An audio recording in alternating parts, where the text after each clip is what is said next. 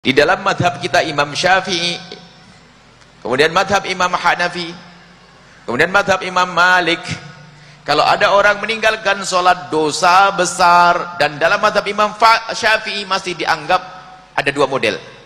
Jika ada orang meninggalkan sholat karena dia mengatakan sholat tidak wajib, maka dia murtad.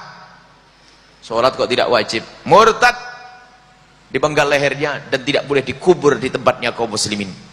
Tapi kalau orang meninggalkan sholat, kalau ditanya sholat gimana hukumnya? Wajib. Kenapa kamu gak sholat? Males. Oh, kalau males, madhab kita Imam Syafi'i, kalau meninggalkan sholat karena males, dia masih dianggap muslim, cuman hukumannya had, dipenggal lehernya.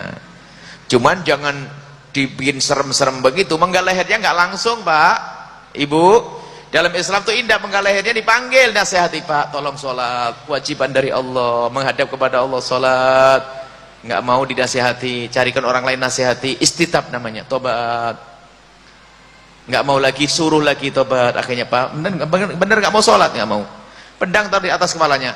Dalam agama Islam, Pak, kalau kamu masih tidak sholat, ini akan dijatuhkan di lehermu, gitu. Kira-kira gimana? Kalau dia masih nggak mau sholat, memang mau mati, ya biarin mati. Jangan dianggap langsung orang nggak sholat penggal lehernya begitu, enggak. Tapi ada proses namanya istitab, sampai seorang imam kalau tidak mengajari tobat, dosa kok dia. Suruh tobat dulu.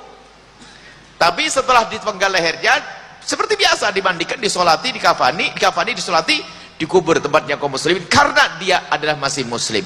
Tapi menurut madhab Imam Ahmad bin Hanbal, kalau ada orang meninggalkan sholat biarpun malas-malasan, dihukumi kafir, dipenggal lehernya, dikubur tempatnya orang kafir.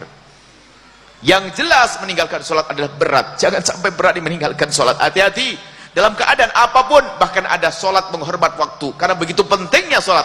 Anda tidak punya wudhu, tidak punya tayamum. Cari air nggak ada, cari debu nggak ada. Nggak tahu di mana. Mungkin di awang-awang ada. Ya sudah, pokoknya misalnya nggak ada debu, nggak bisa tayamum. Atau Anda di sebuah perjalanan, khususnya ibu-ibu, karena nggak pernah belajar waktu itu, nggak ikut hadir di Masjid Al-A'dham, sehingga nggak ngerti bagaimana istinja dengan tisu. Akhirnya apa? Ngompol di celana basah, najis, mau sholat. Nah, karena dia bajunya najis, seorang wanita susah menggantinya. Kalau laki-laki kan bisa saja pinjam sarung, celananya dilepas. Kalau perempuan nggak bisa semacam itu.